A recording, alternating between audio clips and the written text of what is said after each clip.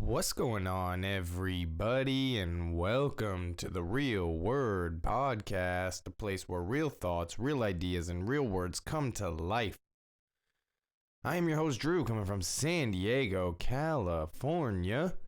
Thank you for stopping by, tuning in, checking out the channel. Make sure to like, share, subscribe, hit up those links down below. And now we can get into the episode. It is Monday morning, September 14th, 2020. It is around 6:05 in the morning. Welcome in, welcome in. Hope everybody had a good weekend. My weekend was okay. Didn't do too much. We'll kind of get into the majority of the stuff. Padres played, and that was kind of a big deal yesterday. They were supposed to be playing on Friday, but we'll kind of get into that whole situation and explain what happened there. That was not a fun situation to deal with, but they got through it, and we'll talk about it in just a little bit. Other than that, not too much was going on for me. It was a pretty mellow weekend. I've still just been kind of dealing with my mental health stuff. And it's been going through waves, just going up and down. Excuse me. And it's just it's been about a week and a half now where it's been a struggle again, getting going, getting motivated, and getting things back to a good, positive mentality and mind frame. It's been a while, and I feel like it's starting to change again. I woke up last night, was okay, and I listened to some affirmations or whatever to fall asleep to, and I woke up this morning feeling okay. I stayed in bed a little bit longer than I would like to, but got up, listened to some Ben and Woods, and now here we are. I got my coffee here, and speaking of coffee, this is pretty cool. My dad, shout out to Steven Crowder, Elijah Schaefer from Slightly Offensive, everybody who's been kind of talking about this Black Rifle coffee. My dad decided to get some of this Fit Fuel blend. He got 3 bags of it. And it's a nice medium roast. Let's just give the description from the Black Rifle, blackriflecoffee.com website. It's not an ad or anything. This coffee is amazing, man. I'm a coffee drinker, obviously. And I had this for the first time yesterday, and wow, it was amazing. It was really, really good. Honestly, 100%. I'm not just saying that. Even my dad was like, whoa, this is good stuff. But yeah, this says, let this medium roast fuel your inner athlete with a delicious combination of bold and smooth flavors and a malt finish. Unlike a motivational gym quote, this high caffeine blend will actually kickstart your workout. Yeah, it's a medium roast, so, it's not the most, it doesn't have that full flavor or anything, but man, it's flavorful, it is good. And so shout out to blackriflecoffee.com. My dad, I think he's on the reoccurring subscription thing now or whatever, and he said the next month's order, the beans will be roasted on the 23rd, and they will be shipped out and delivered to us by the 25th. So that's pretty cool, man. That fresh roasted beans, and it's pretty cool. Pretty cool. And this stuff was just so flavored. Like I said, Fit Fuel. That's the flavor we got, and I'm happy with it for sure. Who they are. Their Black Rifle Coffee Company is a veteran-owned coffee company serving premium coffee to people who love America. We develop our explosive roast profiles with the same mission focus we learned as military members serving this great country, and are committed to supporting veterans, law enforcement, and first responders. With every purchase you make, we give back. Uh, we import our high quality coffee beans from Colombia and Brazil and roast 5 days a week at our facilities in Manchester, Tennessee, and Salt Lake City, Utah. The best way to enjoy our freedom filled coffee is with the Black Rifle Coffee Club. When you join the club, you choose your chosen brew is roasted, packaged, and shipped free to your door on your schedule. Not only do you save a trip to the store, you receive special discounted pricing on roasts and gain access to exclusive products, member only content, partner discounts, and more. Their mission: Black Rifle Coffee Company serves coffee and culture to people who love America.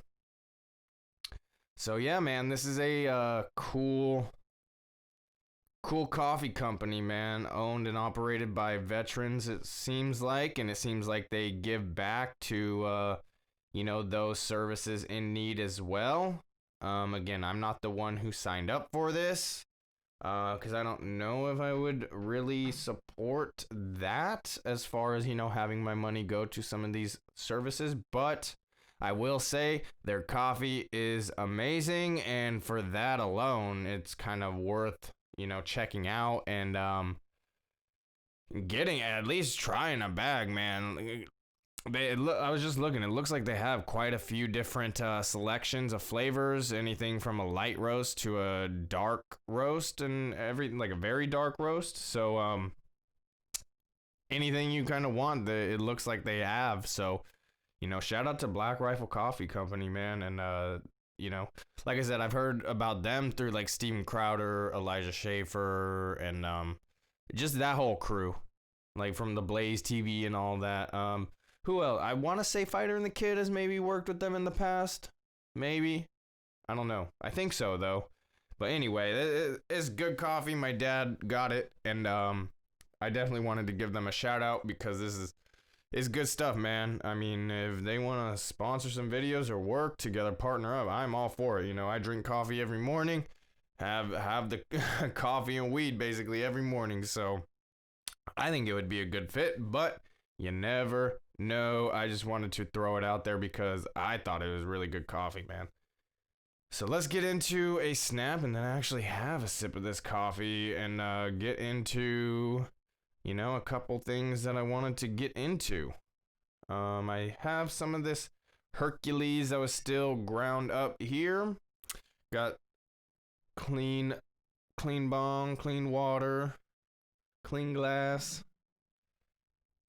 Just pack this up real quick and then we'll get into some stuff. It was a sports weekend, huh? It was a pretty heavy sports weekend, and honestly, I don't really care about much of it except baseball right now. Baseball and like UFC and MMA, I guess. MMA in general, but football, hockey, basketball, I just don't care about. Gotta just gotta be showing love to the Padres right now, man. They're the only things that's kind of for me worth watching. Man, it's crazy because I used to love sports so much. I would just watch any sport, and now I guess that was because we had San Diego Chargers. The Padres were here, and then those were the two sports that I kind of mainly watched. We're still just Padres and Chargers. I got into hockey a little bit later, and I think the Ducks weren't even involved with this postseason or anything like that, so I just haven't been paying attention to hockey at all. But yeah, man, now that the Chargers are in LA, I just don't really care. Now that the Chargers don't have Phillip Rivers, I just don't care. I did check out like a brief couple seconds of the Colts game just to see Phillip Rivers in the Colts uniform. And, it sounds like it was typical Phillip Rivers, throwing late fourth quarter interceptions and just couldn't quite get it done for the Colts, which was a little bit of a bummer because, I want to see Phillip Rivers succeed. I think he is a good quarterback. And, yeah, it's just a bummer that he wasn't able to get it done with the Chargers. And it looks like I think the Chargers ended up getting it done yesterday for their first game. I don't know who they were playing. I don't really care. Like I said, honestly, I wasn't paying attention to any of it.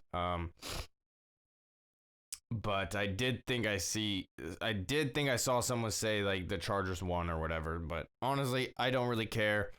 Um, I'm just, focused on the Padres right now. That's all it is. Let's get into this Hercules. Cheers.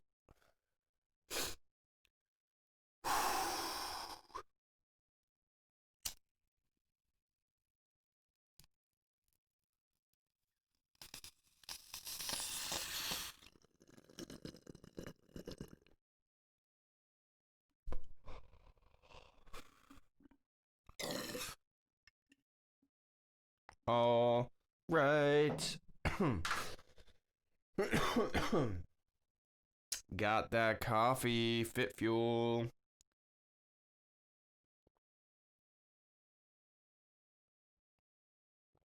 Yeah, that's good stuff, man. I'm telling you.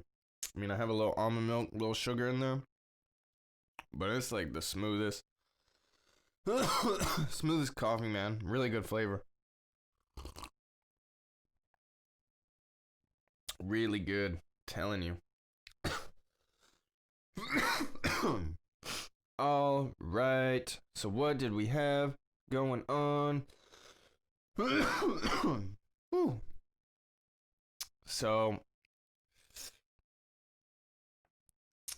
like I said, it's been a kind of a struggle with my mental health over the last couple of weeks.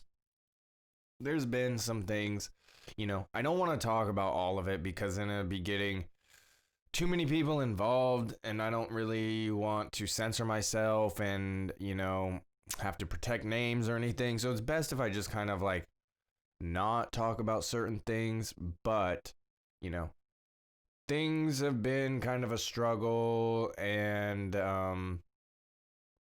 yeah, man, it's just trying to make those changes. I got to make those changes, and gotta learn how to let go, I guess. I don't know, man. It just seems like nothing I do is okay. Seems like everything I do is wrong. Seems like what I want is wrong. Seems like what I think about is wrong. So it's just tough. But I feel like today is gonna be a little bit different. I have to get this done. I didn't even upload the No World Order podcast from the IGTV episode yet from last week, so I still got to do that. It's just been a real tough week getting going from last week and everything, and yeah, man, I'm struggling to find the motivation, the discipline, all of that. My income isn't really there right now. So everything's just kind of a struggle right now, 100%. And I don't know how to get it better. I mean, if I go find another job or whatever, I'm gonna be extremely unhappy because one of the current climate and the current situation going on with having to wear a mask, I'm not going to do that. And most places, from my understanding, are not going to hire you if you're not going to follow guidelines, and they have their safety measures in place because they have to follow these rules. And it's like, I'm not okay with that. And then also, like, I'm not just going to go get any job, any restaurant job or anything. I have morals and, beliefs where it's like, I'm not going to work with, animals like that, like dead animals or anything like that. So I don't know, man. It's really tough. And then on the other part is like, I don't want to have to work for somebody, work for a boss, because that doesn't do good for my mental health. It's like every job that I've kind of had, it seems like about a year and a half in, I start getting really antsy and kind of have to dip out. I just get super overwhelmed and can't function. And I don't want to do that anymore. Like, I want to just be able to support myself doing what I want, doing what I love, and what I'm passionate about. And, this is part of it 100%. But how do I, in turn survive off of it. You know, people always say if you believe in it, work for free, do it for free, and it'll pay off. And you know that I do believe that, but it's getting to the point where it's like, man, I gotta do something, and that's where they always say you come to that point where you either it's that bend or break, and you know, I'm not gonna break. I don't want to break, but I don't know how I'm going to survive, honestly. Um, things have really got to change, so I don't know what I need to do. I don't know how to get this moving in a better direction, faster direct. I don't know how, but you know, something has to change. I got to do something. I got to figure it out because I don't want to go back to a regular job.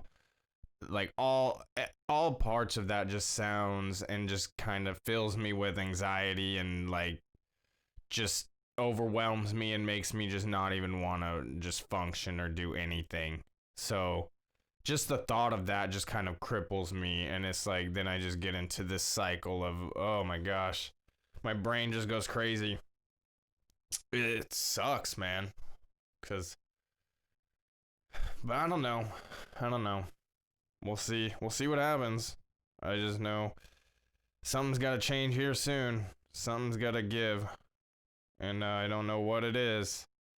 But I don't want to give up what I love, and I don't want to give up what I enjoy and my passion and, you know, what I want out of life just to survive. Like, I would rather not survive than, you know, go being unhappy, waking up unhappy every single day. And it's like, at least with this, you know, I'm struggling, but at least I do have that somewhat freedom to be able to do this and wake up when I want, even though I wake up kind of on a schedule and kind of try and keep to somewhat of a schedule. But like, it's up to me, you know, I am the one who is in charge, and I like that. I do. And if there was more, you know, I still do it as much as I can and as often as I can. But I don't know, man. I got lost there. I don't know where I was going. But all I know is this is what I want to do, and you know, like I said, just the thought of having a boss or going to another job is just like just does not appeal to me at all anymore. So something's got to change, something's got to give. I don't know what though. I do know, you know, 16 days, 16, 17 days, somewhere around there. At the beginning of October, I know I'm taking a break from smoking, so I'll probably stop that Tuesday morning tokes, obviously, just for a month, and, you know, we'll see what I come up with in that time. If I do more streaming, gameplay streaming, like we'll see what I do. But something's got to change, man. Something's got to happen. We'll see. But yeah, man, that's kind of what's going on. Didn't really do any exercise last week. So I got to get back to it this week. That's part of this sober October thing I want to do is a like exercise health challenge as well. So whether it's like just however many miles run through the month, I still got to figure all this out. However many miles a month, do a boxing workout, boxing or Muay Thai workout every other day, and you know, push-ups and crunches or sit-ups or something thrown in the mix with that as well. So we'll figure out all the numbers, and you know, I'm gonna try and set a goal and really try and knock that out in the month of October. Maybe I can try and film little couple minute clips of those sessions or something. I don't know. I don't know, like I said, it's gonna be something I gotta figure out and kind of game plan for, because Tuesday mornings are not gonna be there for that month as far as the Tuesday morning tokes. So gotta figure something out. Gotta make an adjustment. But I'm looking forward to the sober October this time, which is strange. I'm looking forward to that break. I kind of have a feeling this time might be a little more difficult for some reason. I don't know why. Last year was completely fine. It went really smooth. I even had some extra weed here. Didn't get tempted at all. So we'll see what happens this time. But I'm looking forward to it. I'm looking forward to that break. I'm looking forward to getting my tolerance low again. And dreaming, having those crazy vivid dreams. I know my appetite is probably not going to be there for the first week and a half, so man, I better start putting on the weight now. Better start fattening up now so I can lose like 10 to 12 pounds in that week and a half, because last year, man, it got scary for me, man. I did not like it. I just could not eat for the first week and a half, week or so, and yeah, I got really, really thin. I'm already thin, and it got worse. It got real worse and not good, man. But anyway, let's get into one more little snap, and then we'll talk about some Padres and UFC and stuff like that. Let's get into it. Got a little bit of a runny nose today. Haven't had that in a while. A little dusty maybe or something. I don't know. That's one thing I want to talk about. Man, let me just make a quick note of that so I don't forget about that real quick. So under this other news, let me just type this in. All right, cool. So we'll talk about that towards the end. All right, cheers, everybody.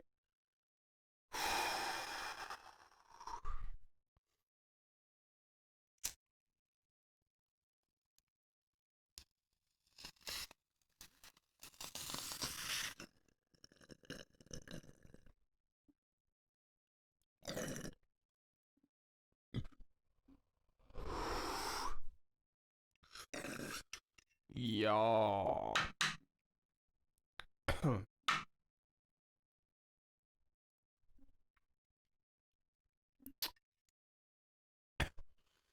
Oh.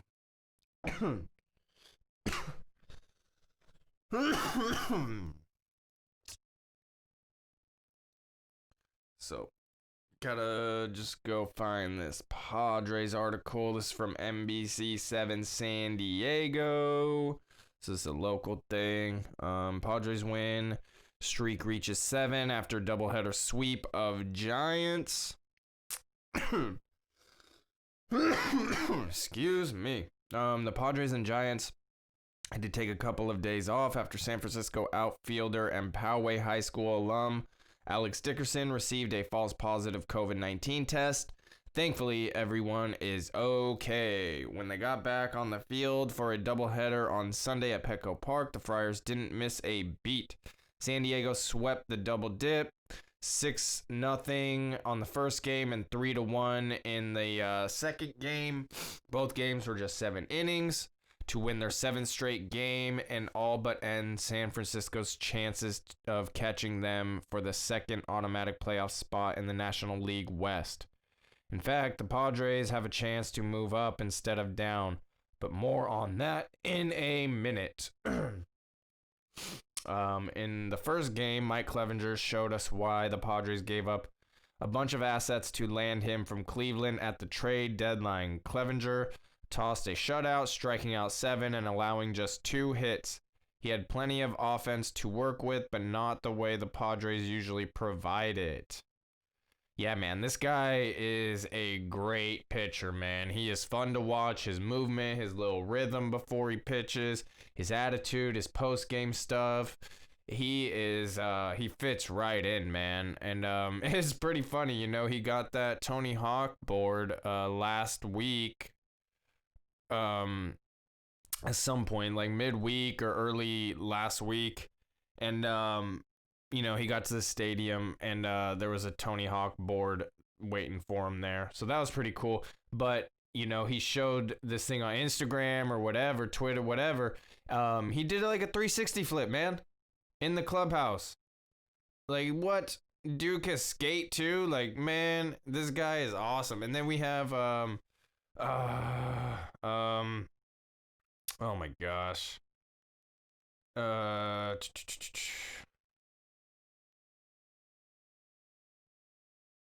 Oh my god. Okay. Is it Trevor Rosenthal? I know I keep messing up his name every single time. Yeah, Trevor Rosenthal. Dude, this guy is great on Twitter too, man.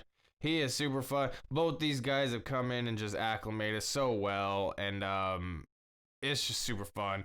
Like, I don't know why I want to call him Trevor Rosenhaus, but it's Rosenthal. So that's why I always get confused. I know it's Trevor Rosen, and then I'm like, Thal House, what is it? But Trevor Rosenthal, man, that guy is super fun online. He's been killing it in games too.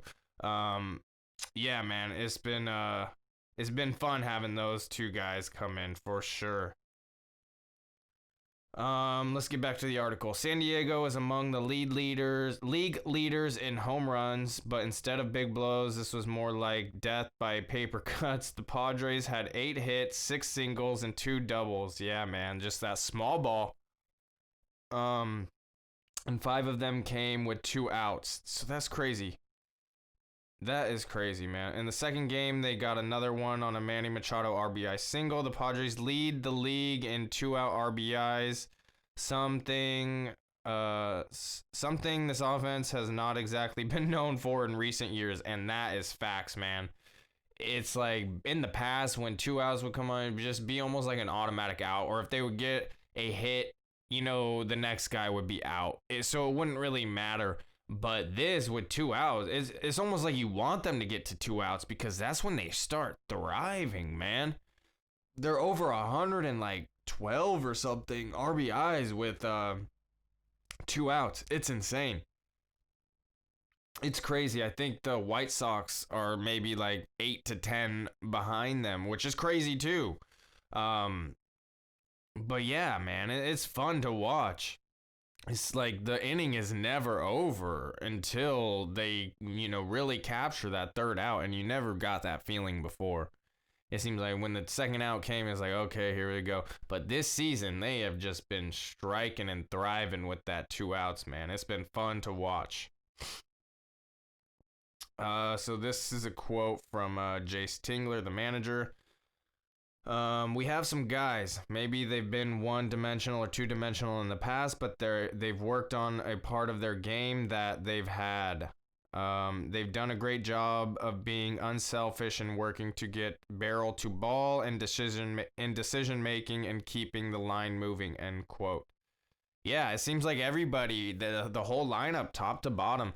I mean, even in the last, maybe 5-6 games that Tatis has kind of struggled and been slipping up. His average is still pretty high, but he's been struggling these last, handful of games or whatever.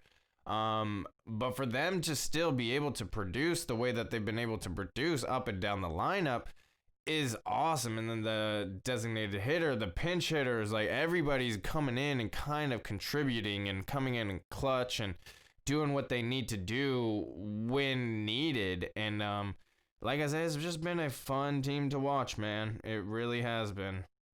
It really has been. There was one long ball. Will Myers hit a solo shot in game 2 that at the time tied the game 1-1. The Padres pitching staff allowed just 1 run in 14 innings, and the sweep, their 30th and 31st win of the year. That means they have secured the first winning record since 2010. Now they look for their first playoff berth since 2006. So this is awesome. Awesome times for the Padres. First winning record in 10 years. That's pretty cool. Looking for their first playoff spots in 14 years. So man, this is some fun stuff. I'm telling you. I am telling you. Got to shout out to the Padres for sure. The Padres are 2.5 games behind the first place Dodgers. If the Padres, and this is an extremely tall order against a club that is good as LA, sweep, they will take over first place in the West and the best record in the National League. So this is a big, big time for the Padres. And, it's a big series, but I know they don't want to, overplay it. They don't want to make too big of a deal of this situation. They just want to treat it just like another series, just like other games. They, like Will Myers said in the interview, it's like if they start making it bigger, more of a big deal than it is, that's when, things go bad. So they're just going to kind of treat it like another game, stick to their game plan, and just kind of do what their game plan is. Do what they are going to do and, try and execute the way they want to execute. And tonight it starts at 6:10. Dinelson Lamet and Clayton Kershaw. So, man, two really great pitchers. Lamet has been amazing this season so far. So, should be a good pitching matchup. Hopefully the offense for the Padres can come alive and get things going against the Dodgers, man. How great would it be for a sweep? I'm not calling for it, but just to be right there in the midst with the Dodgers this late into the season, I don't care if it's a short season. It is what it is. They're just playing the games they have. To be right there with it is pretty cool. It is pretty cool. So I am all for this. Man, there's like 12 games left or something like that. It's crazy. So should be a fun next couple of weeks to end out this month and then getting into the playoffs.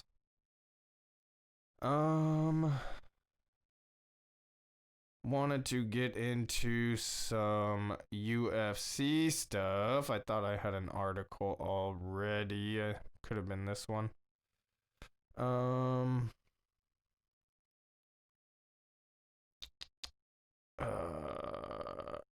All right. I don't know I watched most of the event, but man, what really did stick out to me, was the main event. Angela Hill and Michelle Watterson, Karate Hottie. And Karate Hottie ended up getting it done via split decision. Judges were kind of all over the place with that card. I thought it was a really good fight. It was really exciting. I personally thought Michelle Watterson won, so I thought that's the way it went. But I wouldn't have been mad at all if Angela Hill got the win. It was a real good back and forth fight. I know, I would have given Angela Hill round 1 and 2, and then probably Watterson 3-4, and then like I said, I think I had Watterson edging it out in 5, but I wouldn't have been mad either way. It was a great back and forth fight. Both women just showed heart and just that will, just that grit, just man, it was a fun, great fight to watch. I knew that one was gonna be good, like when they announced it, man. There was, I forget who it was. I don't have the whole card here in front of me, which is weird. Let's see. Okay, yeah. So this one. Let's just read a little bit. Fight fans have seen a lot of bad calls on the part of bad refs and bad judges, but what happened during the Mike Rodriguez versus Ed Herman fight on Saturday night's UFC Vegas 10 event may be one of the worst calls in a long time. Halfway through the second round, Rodriguez hit Herman with some big knees to the midsection that dropped Herman to the ground in pain. Somehow referee Chris Tognoni thought Herman went down on the account of a low blow rather than knees to the body, calling a timeout and giving Herman a chance to recover from what should have been a TKO stoppage. In round 3, Herman managed to turn the fight around and tap Rodriguez with the Kimura, which would have been a pretty impressive comeback if the ref hadn't completely botched the second round stoppage. UFC president Dana White was right there with the rest of the world on that ridiculous situation. Quote, "It's hard not to bang on this guy," White said about, the ref during the post-fight press conference. "The worst I've ever seen. He's fucking Mazzagatti level. That's some Mazzagatti level shit right there. That's that was one of the worst things I have ever seen. That kid wins by knockout, technical knockout, and loses the fight. It's one of the worst things I've ever seen." And then I think he continues. I was all over them tonight about replay. We got to have replay. There's got to be replay, White said. "All you've got to do is look at the fucking replay that's playing 6,000 times while Herman's on the ground and say, 'Oh shit, I made a mistake.' How you think that is a groin kick is next level nuts, but whatever. It happens. What are you going to do? It happened." And then he also said, "We're giving Mike his money too," White revealed. He won that fucking fight, which is awesome to hear from Dana White, to say he's going to compensate that guy. That whole situation was interesting, man. I was watching that one play out in real time. The guy who ended up coming back and winning with the Kimura, dude walked out to Hulk Hogan's theme song. He did the Hulk Hogan like that thing when his name was being called and all that stuff. So he was playing it up like a character. He went down. It wasn't his fault that the ref called it a groin strike and gave him the timeout. He played it up just like a heel would in the WWE, man. And he used and utilized almost that full 5 minutes, if not the full 5 minutes. Recovered, did his thing, and then the third round came back, got the Kimura, and man, it just reminded me of straight up some WWE heel stuff right there. It was fascinating. And, the ref obviously clearly made a mistake, but it wasn't the fighter's fault. There's nothing, he went down. He went down and probably covered up. It was a body liver shot, and it laid him out. And the ref didn't see it and saw him go down and just assumed that it was a groin strike, and then called time. Nothing the fighter can do, So I'm not blaming him, but man, he utilized the whole time to recover as much as he could. He even said in the post-fight interviews, I don't know where I got hit. I don't know if it was a groin or the midsection. He's like, all I know is I was hurt. I dropped, and then the ref called the time. So nothing he can do. That's definitely all on the ref. And I'm kind of with Dana White. There should be replay. It was clearly missed. You see that as missed. Boom. No more recovery. Get up. Let's get it going. Let's get this thing back. And, you can't be... He straight up did a heel move, man. And it paid off in his benefit. That's like some Eddie Guerrero, straight up lying, cheating, stealing, whatever it takes to win, and not saying that he did any of that, but it's just bending the rules, and he didn't break them because he didn't call time. The fighter is not the one that called time. That's all 100% on the ref. But yeah, it's a bummer for that guy who got it on his record, but it's awesome to hear that Dana White is also taking care of him and giving him money like he won the fight, because, he should have 100%. And, that's cool to see from Dana for sure.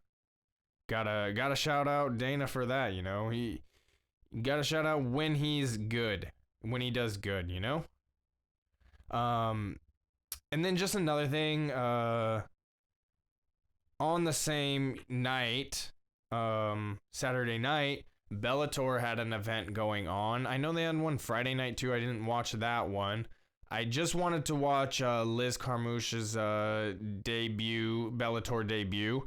Um, you know, she had when I was going to 10th Planet Oceanside, when me and my dad were going there, she was kind of one of the only ones there who would show up to wrestling classes early on. With Ricky being the coach, and then it'd be like me, my dad, and then Liz would be in there. And so we, like, my dad more so got to actually like train and like, wrestle, grapple with her a little bit, a handful of times, a couple times. So that's cool, like we have more of a personal account and connection with her, and being that she was in the gym that we went to, man. And man, just crazy what she made history and fought Ronda Rousey as the first, two women to debut in UFC. Pretty crazy. And now she made her Bellator debut, and she ended up getting it done in the third round. She dominated the first round. I thought it was a clear no-brainer. Liz won nothing in the first round. The other girl, I forget her name right now. Let's see if I can find it. But she came in. She dominated. She came in good with the second round. And, I thought it was pretty clear that she won. She won round two. Let's see if I can just find it real quick. And then Liz came back round three. And got a rear naked choke. And, utilize that 10th Planet Jiu-Jitsu, So that was cool. But this let's see if I can find her name real quick. Why is it not there? Why is it not there? Why is it only giving me the prelim card? There she is. Okay.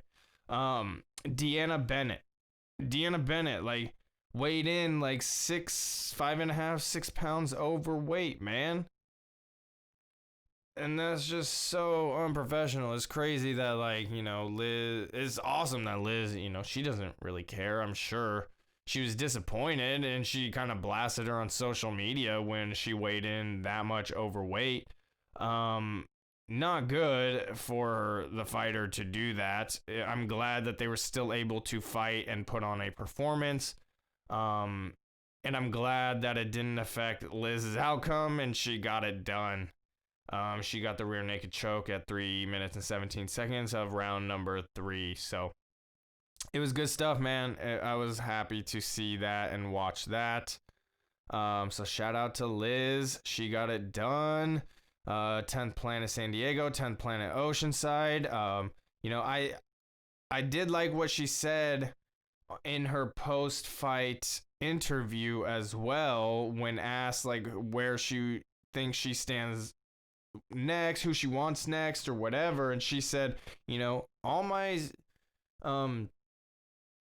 past recognition, whatever, that doesn't carry over to here, so I'm just starting. I'm willing to fight in the rankings. She said if she has Alime next, that's fine. If she has to work her way up because there's other people that have been here before her and she has to prove it, she's cool with that too. So she's willing to do whatever, and she's willing to, fight her way to the top. And what's interesting is, you're going to have a little 10th Planet San Diego versus 10th Planet Oceanside, little battle for the Bellator belt at some point. That'd be crazy. That'd be so cool. Like, it's cool that they are actually willing to fight each other. It is what it is. And they both have that goal in mind. And it's just, it's cool to see and hear that, like, they're willing to fight. Like, DC would not fight Kane. That's why he went to light heavyweight, right? And then as soon as Kane was done, that's when DC went up to heavyweight, from my understanding, because he did not want to fight Cain Velasquez, and they're buddies, they train together, all that stuff. Elimele, I believe that's her name, Hawaiian. They trained together. Like, Liz signed up Elimele when at 10th Planet. Like, Liz was working the desk when she came in to sign up to get started in mixed martial arts for her first time, just like, a handful of years ago or whatever, 6 years ago, however long she's been fighting for. Liz was the one who signed her up. That's crazy. And now, Liz did her thing. She's a veteran in the sport, obviously. And for them to now be fighting under the same promotion, Elimele's the champ, and Liz is there to fight. And I just think that's cool, put your team aside, you still, both of them still want the belt, and I think that's cool because you can still fight and then still be cool, and they'd probably go get dinner afterward together, So I'm looking forward to seeing what happens next with both of them, as far as the Bellator thing. But yeah, shout out to Liz, man. That was I definitely needed to see that. Just, being that she trained right there with us, like side by side with us, like I was brand new to all of it. And I didn't even know who she was until later, like a little bit later, that I was like, oh damn.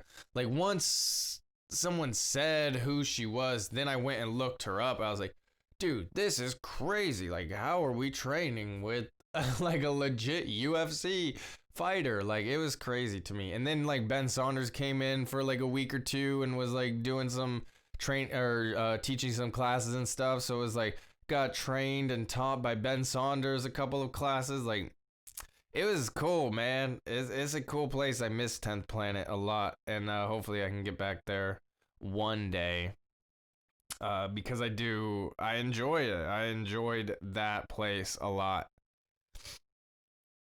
Yeah.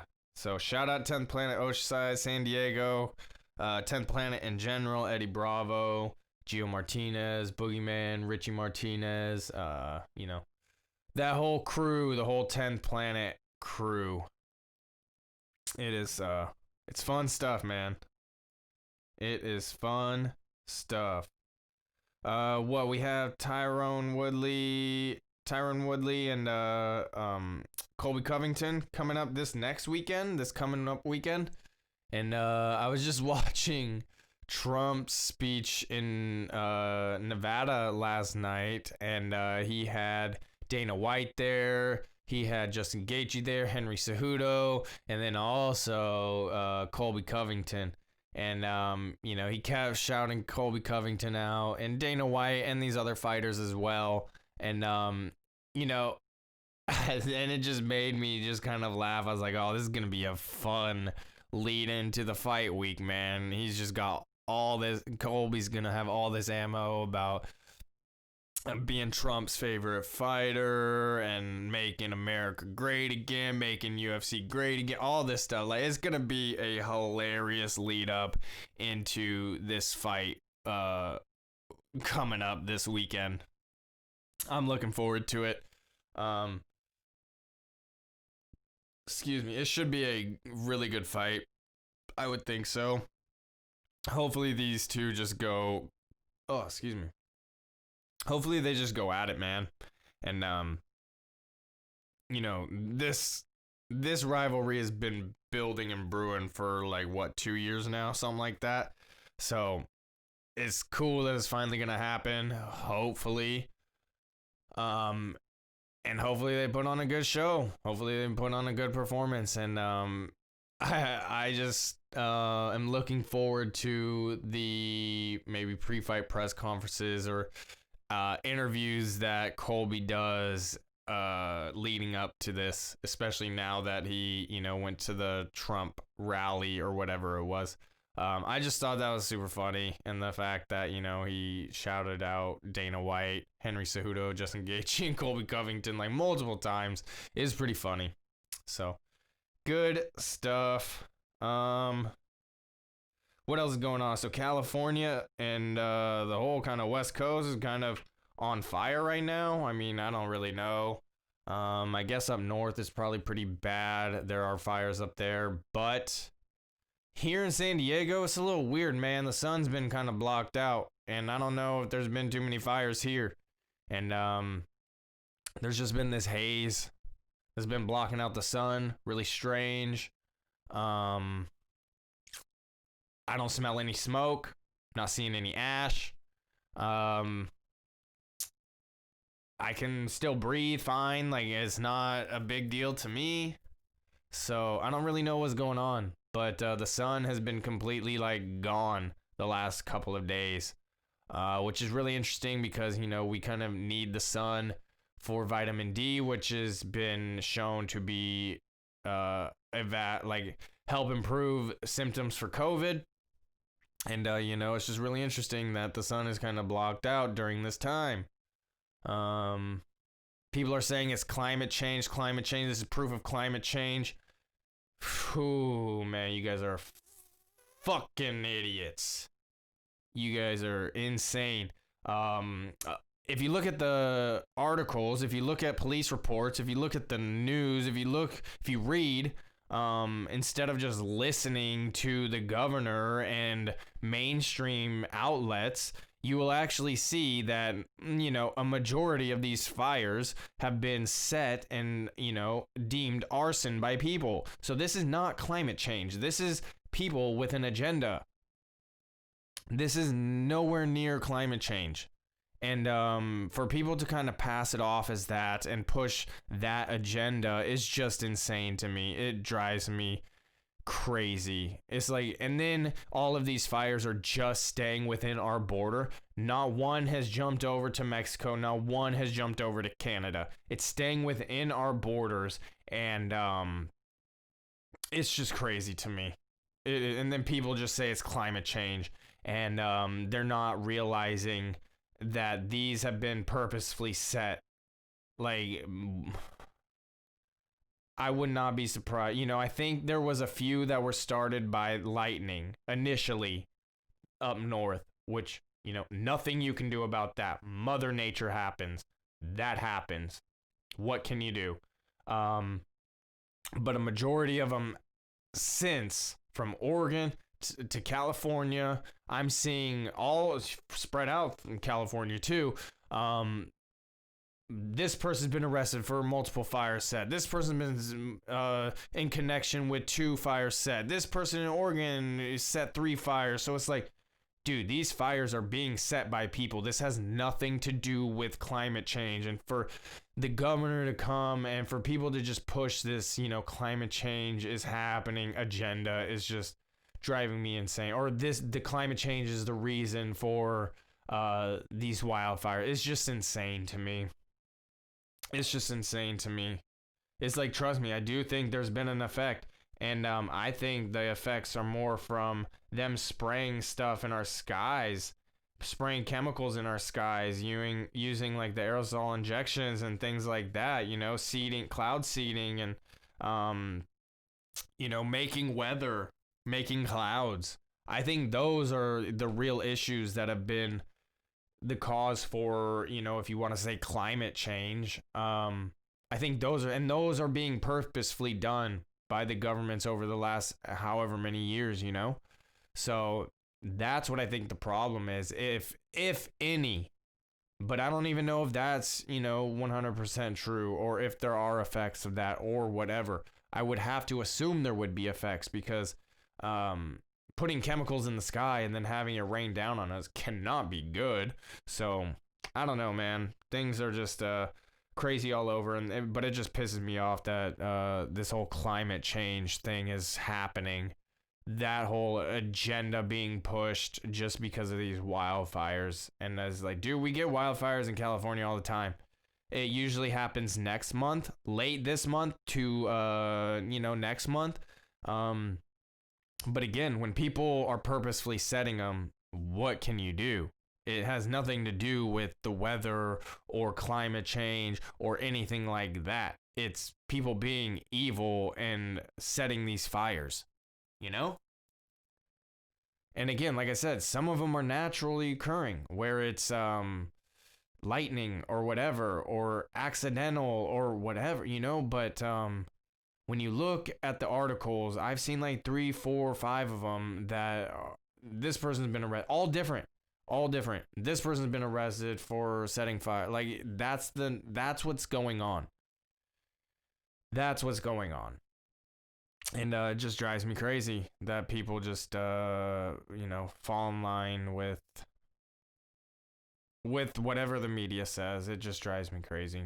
But what can you do? What can you do? I don't know. Let's get into this last nap and then I will get on out of here. Appreciate you if you're still listening. Make sure to like, share, and subscribe. And yeah, thank you. Thank you. I will try and be back tomorrow for Tuesday Morning Tokes. We'll see if we do an IGTV at _No World Order podcast on Instagram. That would be tomorrow around 3:30, I believe. If we do it, we'll let you know. Other than that, there is not much else going on. So cheers.